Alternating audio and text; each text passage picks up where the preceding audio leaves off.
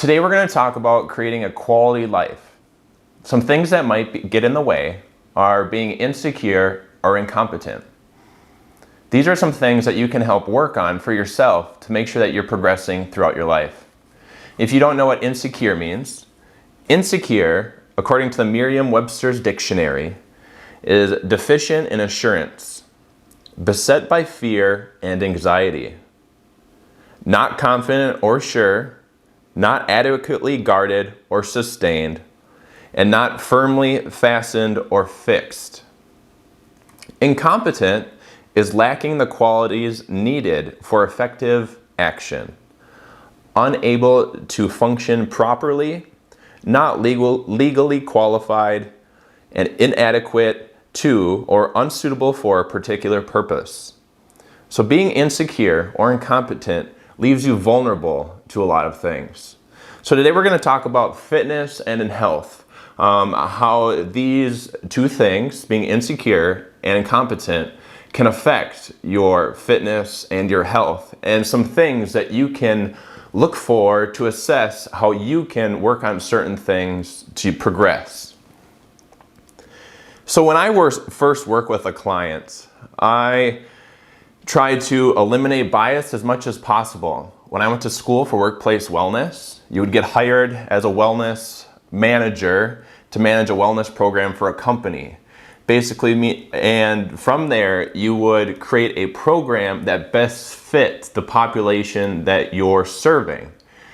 So you just try to take a lot of self-interest out of the equation. Most often, a lot of trainers, people who are in fitness or in health, have some sort of way of making money off products or services that may not necessarily be the best thing for you. And when I work with a client, I've worked with a few before that we've actually gone to different practitioners, different dietitians, different nutritionists, and also people that are just spouting off certain products or services that have ups and downs of certain areas. And so we can get kind of this full, well-rounded approach, and I'll give them the tools to assess, is this good for them or not? And I enable them to make their own decisions rather than me giving them the framework of what they need to succeed. So again, this leaves you vulnerable. And with everything that's going on today, people are feeling very vulnerable with their fitness or current health. So that first thing we're going to talk about is fitness. What's your physical capacity? What are you able to do with what you have right now? Throughout my personal training and wellness career, I've had the opportunity to work with some very influential people. And the people who progress most in life stick to the simple things.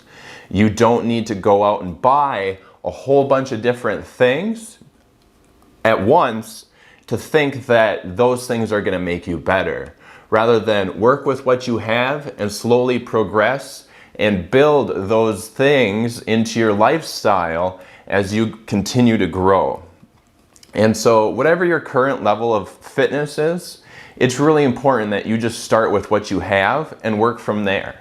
Whether it be walking, lifting weights, stretching, yoga, anything that you're interested in, just start doing. And then from there, you'll learn where you're insecure or incompetent, and that's okay. For men, it's really hard to take that man card and put it down and say, hey, I'm not good at some stuff, and I need to ask for some professional help to create some self-confidence. And all this is meant for, as I talk a little bit further, is so that you can develop certain habits, skills, obtain knowledge, so you can teach that to further generations. Continuing, health. So again, with the continuing education, so you can develop future generations, I see people my age. I'm 29 years old, and they can't even make a grocery list of what they need before they go to the store. They're not comfortable making a meal for themselves maybe their boyfriend and girlfriend, and they have issues just making a meal for them two, let alone hosting a party and able to make a meal for everybody. So that's an acquired skill that takes a long time to develop. When I was in Boy Scouts, we used to make meals, we used to plan for them, and at the time I was just like, this is kind of lame. And looking back, I'm like, man, I'm really grateful that I got the opportunity to go through that process of learning those simple things that really help you feel secure in knowing that, hey, I can make a meal for myself and I don't have to go out to eat or go to a fast food joint just so I can feed myself. And I can use these skills to teach my kids in the future, I don't have any now, these skills so they feel more confident in what they're doing. So there's a saying, teach a person to fish instead of eating or to eat. And so that pays for itself way down the road, and they will feel more confident in the actions that they take. So food prep, like I said, is a big thing. We live in a world full of convenience. You can get your food delivered. Groceries, you can get them delivered. You can order them online. You can go to the fast food place and instant food, instant everything. And when it comes to long-term development, it is not instant. It takes time, it takes struggle, it takes being weak in front of other people to develop certain skills and habits. Along with health, we're going to talk about personal well-being. Wellness and well-being is kind of like when I first thought of wellness before I went to school for it, was some guy with dreadlocks in a van smoking pot and talking about, wearing flip-flops and talking about, the sky is blue, the grass is green. But it is a lot more than that. It is basically understanding what goes into making you who you are as a person. I like to point out 8 different dimensions that kind of help a person identify where their strengths, weaknesses, opportunity, and threats that they can develop over time to enhance their lifestyle, their relationships with their significant other, and as well as within their career. And so with me as a trainer or a wellness coach, my job is to make my clients happier, healthier, and also make them more money. If you're able to save money from reduced healthcare costs, or if you're a business owner and you can work harder, work more, put longer hours in the day, and have more focus with what you're doing, you're going to be able to progress through life. And so having that person, that professional, helping you in whatever weakness or whatever insecurity that you're having, that you're trying to develop that skill or that habit, that is going to pay for itself down the road. And so it's important to focus on not just the short term, but the long term. What am I learning? What am I gaining now over this short period of time to build towards my long-term goal? So these 8 dimensions, we're going to get after them. I've already kind of talked about your fitness. So fitness kind of is the same thing as a physical dimension. And so physical capacity, everybody is going to be different. Everybody's going to have their own opinion. When it comes to fitness, it is really difficult to diagnose or align yourself with a similar person, trainer, coach, whatever that may be. In my opinion, there is fitness, politics, and religion. These 3 things really help your body tick. What gives you purpose to continue on. And everybody's going to have different religious views, different political views, and different fitness views, because there's many ways to skin a cat. There's many ways to get to that end goal. No harm in cats came from this video. Our next thing is intellectual dimension. And so that's more of a lifelong learner, expanding your knowledge and skills. And so after people are done with high school or college, they just kind of go to their job. They come home, play video games. I see that a lot with people my age. Or they just do mind-numbing things, not really progressing themselves, and they just get stuck. They get unhappy. They're not challenging themselves intellectually to be curious about other things that are happening. And so that is a dimension that pays down the road. You're developing skills, knowledge that is going to help you become stronger, more secure as a person. Our next thing, and this is a really hard one, again for males, men, me being a man, is understanding your feelings in the emotional dimension. The emotions flow all the time. And so, for instance, it can come from how your day is, how you interacted with people at work, what you ate that day, how you slept, how much water you're drinking, are your shoes worn out, how are you feeling? Understand, there's so many things that go into an emotional dimension, and it's important to learn on understanding those feelings. Why am I feeling sluggish? Why am I tired?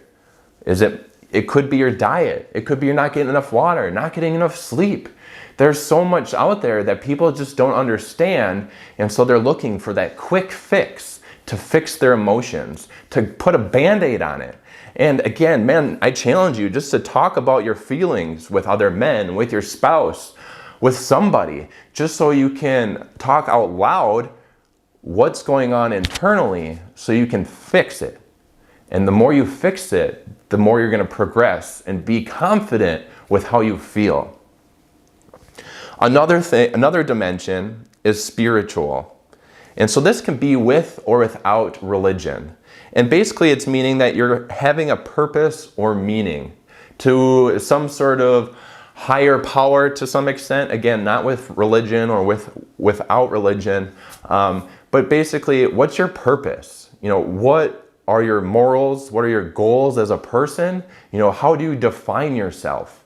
And so if you're coming home from work, turning the TV on, sitting on your phone, are you really practicing, what's your overall purpose? What's your overall goals? No, you're probably just going to work, doing your job, getting your paycheck, and probably complaining about your job. And so there's things that you have control. If you feel insecure, if you don't know what to do, again, seek help. With or without religion, either it can be somebody through church or it can be a friend just trying to point out like, hey, these are some stuff, that I see going on with you and I could suggest. And I do that with my friends, and it's not the most popular opinion. To point out some things that I believe that they're going through, and I see it. I see that going through you right now. Another dimension worth talking about is vocational. And so that means your career.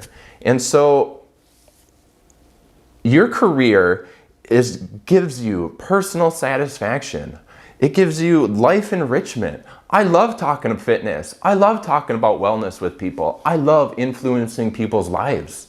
If you're a mechanic, you probably enjoy working on a car. You probably enjoy working, doing simple tasks to get that end result. It's not all about that paycheck. It's basically like, what am I doing to provide the necessary things that satisfies me and then gives me life enrichment? I get paid to help people. I get paid to help people do their taxes. I get paid to, check out somebody at the store and interact with them and create that experience that has an impact. Everybody has an impact on somebody else's life. Either you're customer facing or non-customer facing.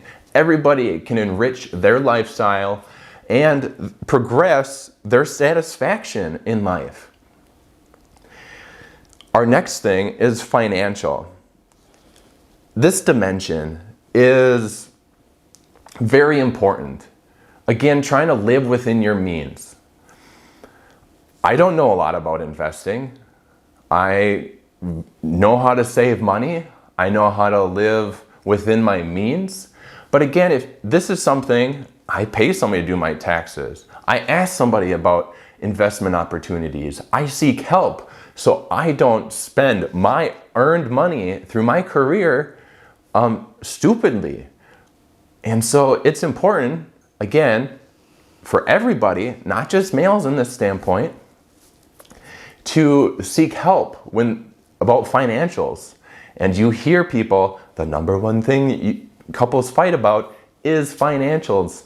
And so it's important to bring on a professional to kind of give you an outline that you can use.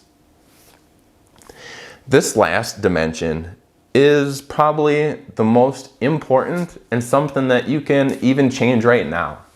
And that is environment. So that could be social, natural, or a built environment throughout your day.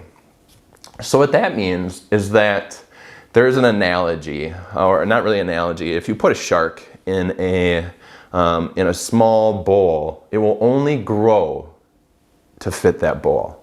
But if you put a shark in the ocean, it will grow as much as it can. And so if your environment, if your social environment is going to the bars, if your friend group is always talking negative, if you think that it's an unhealthy lifestyle, that your group of people that you're socially interacting with is having a negative impact on your life, that's okay to step back and be like, hey, maybe I should just spend less time with these people. And that's okay if you fully cut them out. It's okay if you say, hey, I'm gonna still reach out and be a part of their lives because I enjoy their company, I enjoy them as a person, but I just can't let their actions or be influenced about their lifestyle affect me. And so I'm a morning person. I can't hang out with people that stay up until 10, 11, 12 o'clock at night or go to the bar 2 or 3 days a week during the week. I can't do it. It affects my life negatively, but I still hang out with those people when I can and keep in touch with them because I value them, the relationship we have together, important for me. And so I just don't want to delete that fully, but I just see the negative consequences that those social interactions have. Natural environment. So if you're sitting inside all day long, you're probably going to have some negative health consequences. So what can you do with a natural environment to change? And so that could be going for a walk, getting some fresh air, getting some sunlight. It is simple to create change in your life with a natural environment. It's already there, natural, but a built environment. So built could mean building a house, but not necessarily that. Built could be cleaning up your room, making sure that you do the dishes, making your bed when you go to sleep or when you wake up, And so those things, by picking up after yourself, taking care of yourself more, is going to have huge return on your built environment and effect on your whole overall well-being. So again, just kind of going over, we have the physical dimension, intellectual, emotional, spiritual, vocational, financial, and environmental. So I really challenge you to, especially for men, put down that man card. Talk about some of these things that you might be dealing with.